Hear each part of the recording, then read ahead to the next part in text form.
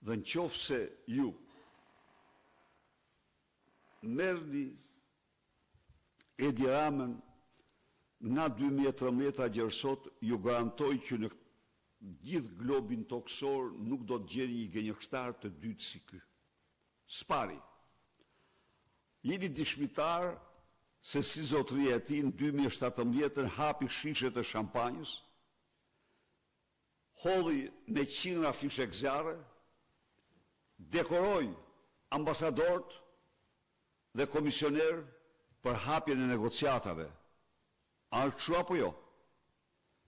Bëri mashtrimin më grotesk të shqiptarëve.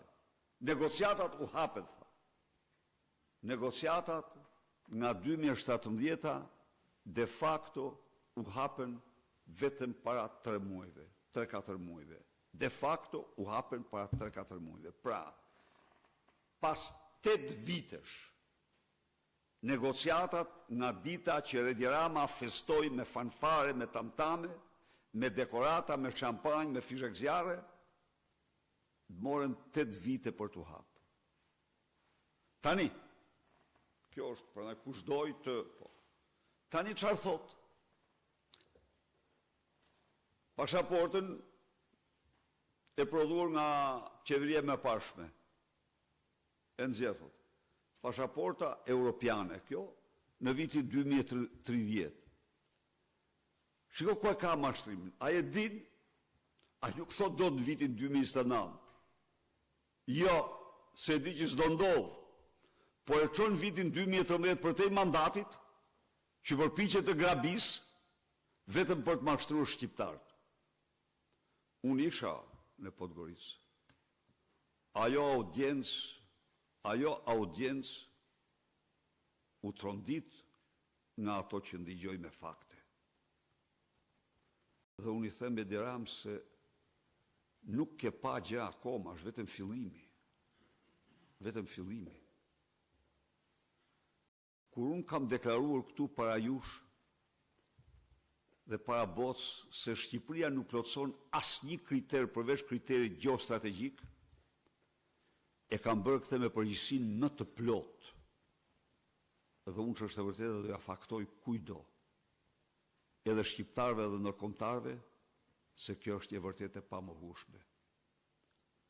Ndaj dhe Edi Rama e dorëzon me 12 maj dhe i garantoj shqiptarët se për qeverinë e ardhshme tonë, objektivi numër 1 do jetë integrimi i Shqipërisë në Bashkimin Evropian. Interesi kombëtar më madhor do të jetë integrimi i Shqipërisë në Bashkimin Evropian. Me një dallim themelor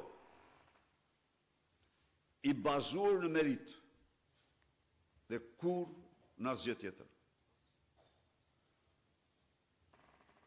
Procesi i bazuar në merit i dha Shqipërisë marrëveshje stabilizim asocimit, i dha Shqipërisë heqjen e vizave, i dha Shqipërisë rekomandimin rekomandimin nga Komisioni Evropian statusit kandidat, i dha Shqipërisë ftesën në NATO, i dha Shqipërisë antarësimin në NATO. Ka vetëm një rrugë, dhe kjo rrugë është të plotësosh standardet dhe kriteret e procesit të antarësimit si interesi më i mirë i qytetarëve shqiptarë.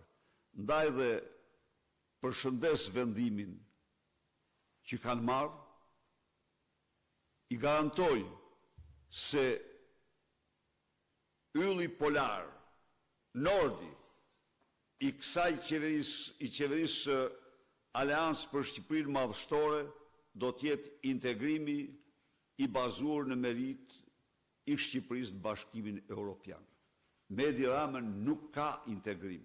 Me Edi Ramën ka mashtrim dhe vetëm mashtrim. Zoti Berisha, kam edhe një pyetje se takon Erion Veliaj. Nga një anë, kompania 5D ka marrë së fundmi 200.000 euro nga ana e Bashkisë së Tiranës edhe pse janë arrestuar drejtori dhe është nën sekuestro mos gaboj. Ndërsa nga ana tjetër, referuar një deklaratë të kolegës tonë gazetare, thekson se ministri që ma bëri kështu nuk e fal për 7 breza do ta shkri, pra deklarata e Veliet për ministrin. Për kë bëhet fjalë e si shikoni këto pagesa që kalojnë te kompania 5D akoma? është një vendim i djeshëm ky, aktakuza më e madhe për Edi Ramën është akti që dëshmon para çdo shqiptari se njeriu prapa 5D, njeriu kryesor prapa 5D-s Edi Rama. Prisni. Kthehemi këtu bashk kur doli çështja. Informata nga personel që merre